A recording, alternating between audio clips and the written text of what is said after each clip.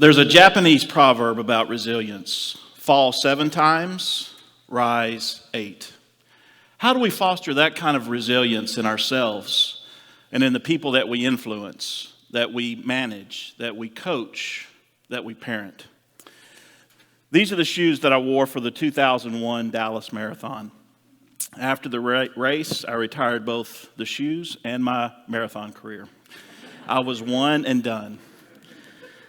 But I keep the shoes. They stay in my closet because they hold a memory for me, and they serve as a reminder about finding my second wind.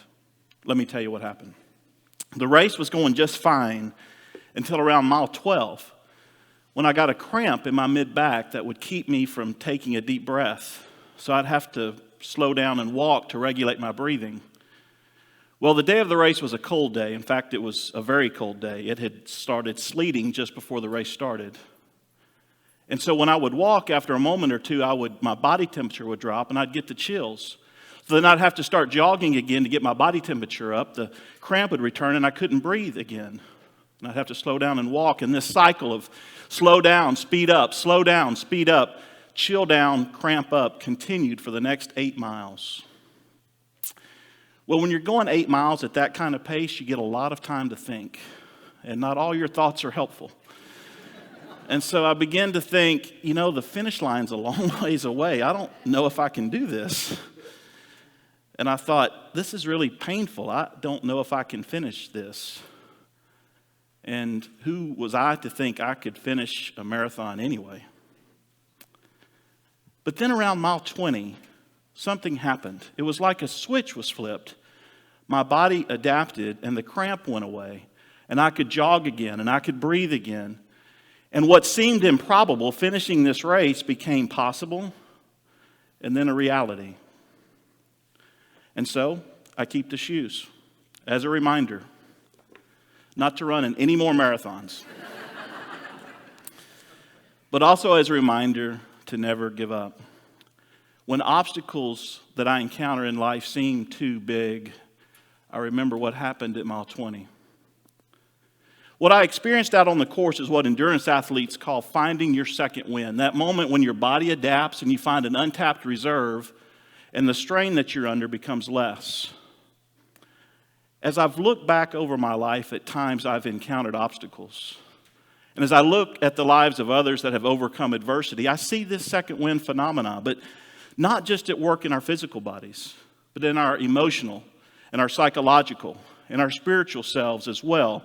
As we continue to push against an obstacle, as we continue to get up when we fall, as we continue to strive into an adversity, we find this second wind, we find this additional energy so that problems that at first seemed insurmountable become more manageable. Now, finishing a race, even a marathon, is one thing. But all of us are facing higher stakes problems that are forcing us to deal with the question, can I make it through this? Is this too big for me? Maybe it's getting past an addiction. Maybe it's a financial failure. Maybe it's the struggle of parenting a difficult child. Maybe it's something in your life you've been trying to change over and over and over again without success. Maybe it's waking up one morning and realizing this is not how I thought life would be. Here's why I keep these shoes 18 years later. The marathon was, like many things in life, a surface level avatar for something that was happening on a deeper and more meaningful level. The timing of and the training for and the running in the marathon corresponded to a time in the marriage relationship with my wife that was very difficult.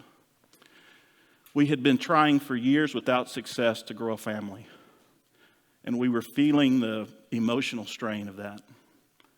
And at the same time, I was a young lawyer who was trying to get footing in my career, and I was away physically and distracted emotionally. And we were wrestling with the very same questions that I had to face out on the course. Can we get through this? This is really hard. Can we make this? This is not what I expected. And the answers were becoming more difficult. But what happened in the race is the same thing that would happen inside our marriage relationship and can happen with any other adversity in any other arena of life. That as we continue to push into the problem, as we continue to get up when we fell, as we continue to strive in the face of the adversity that we were in the middle of, we started to find answers. We got a second wind. We found an untapped reserve. And those problems that seemed too big for us became more manageable. You may be staring an obstacle in the face even now that's forcing you to deal with the question, can I do this? Can I get past this? Can I survive this? And I want you to hear that there is a second wind out there for you if you will continue striving on your race. But saying it is one thing. And doing it, walking through that pain, is something completely different. So how do we do that? I have a dual career. I'm a lawyer, a courtroom lawyer, a trial lawyer. And then in the fall, I'm also a football coach. Now, here's the thing with trial lawyers. No one, professionally at least, is ever excited to call you. No one ever calls their trial lawyer and says, hey, things are going great in my life, can I hire you? No, people call trial lawyers when some aspect of their life is blowing out of control. They've been accused of a crime. They've been badly injured. Someone's broken a contract. They're in a relationship that's falling apart. So I often meet people at times of great struggle in their life. And the same thing can be true about coaching. You see, one of the most difficult mental hurdles for a young athlete is learning how to deal with adversity in a constructive way. And so I've spent years in the trenches with people that are dealing with adversity and trying to get past obstacles. And here's what I've seen. Whether it's youth athletes or high school students or college students or adults of any age, across the entire spectrum, there is an acute need to help people get from that point where the adversity arises and the obstacle seems too large to the point where the second wind arrives and the problem becomes more manageable. And so I began to take note of what resilient people do, what people that can get past obstacles in their life. How do you do that? Because I was convicted to try to understand that in a way that would let me share that with my clients and my employees and my athletes and even and especially my own kids. And so here's what I saw. That while we don't get to pick the adversities that we face, we do get to choose how we respond to them. And there was a fundamental difference between people who responded to adversities in their life with the attitude of, why me? As compared to those who responded to adversity in their life with the attitude of, try me. I can figure this out. And I saw commonalities and similarities among the try me people, common tools that they used to deal with the obstacles that were in front of them. And one of the most powerful tools of the resilient is the tool of connection. And by that I mean an exchange of support. You see, resilient people find others that have been through the obstacles that they are facing, both to give them hope and to give them a practical roadmap to navigate the obstacles that they're dealing with. As my wife and I were going through the struggle that we were going through, we met another couple that had been through the adversity of infertility just 15 years ahead of us. And that couple didn't do anything earth-shattering, but they did something very, very meaningful. They were vulnerable, and they shared their story with us. They shared their struggle. They shared their decision to adopt a child, a decision and a path that my wife and I would eventually follow as well. They were, for us, a figurative shoe in the closet, a tangible reminder that if they could make it through their adversity, then we could too. I have seen and experienced that there is tremendous power when someone with a healed scar helps another with a fresh wound of the same type. Let me say that once more.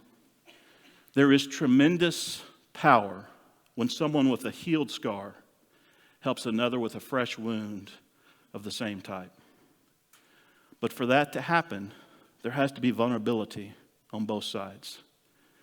Because what do we have a tendency to do when adversity arises, particularly when it's self-inflicted? Well, we label it as an imperfection and we package it up and we hide it away. Because we don't want anyone to know that we have some failure, some foible, some blemish. We don't want anyone to know that our perfectly projected Facebook life or Instagram life is not reality. So we package it up and we hide it away. And when we do, we block connection because no one knows the struggle that we're going through. But here's the power of connection. When we are brave enough to be vulnerable with our struggle, there's someone that's walked that road ahead of us that can get us from the point where the problem seems too big and unmanageable to the point where the second wind shows up. As you hear this, you may be someone that has overcome adversities, overcome obstacles, and you've got something to share with the people that are behind you on the road. You may even now be facing an obstacle in your life that's causing you to wrestle with this question, can I get through this? Or if you're like most of us, you've got some of both in different arenas of life. You've got obstacles that you've overcome, and you've got adversities that you're walking through. Wherever you are, I'll leave you with this. There was a farmer who had a donkey, and that donkey fell into an old, abandoned, but very deep well. The well was so deep that the donkey couldn't get himself out. And so the animal brayed for hours as the farmer tried to figure out some way to get the donkey out of the well without killing it. But he couldn't figure out how to do it. And so finally he was resigned to the fact that there was nothing he could do to save this donkey. And he decided, I need to fill in this old abandoned well anyway so this doesn't happen again. And he called a neighbor to come over and help him. And the two men grabbed shovels and began to shovel dirt down into that well. The donkey, realizing what was going on, began to cry horribly. But then after a moment, the crying stopped.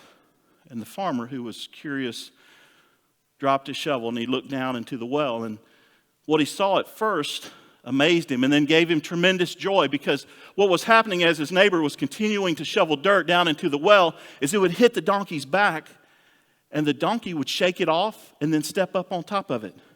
The dirt would come down the well and the donkey would shake it off and step up. So the farmer grabbed his shovel and the two men continued putting dirt down the well. The donkey would shake it off and step up, and this continued until the donkey got to the top of the well, jumped out, and trotted off happily into the pasture. Life will shovel dirt on us, all kinds of dirt. The secret to getting out of the hole is to shake it off and step up. To shake it off and step up. Fall 7 times, arise 8. There's a journey out there for you. Arise and your second wind will appear.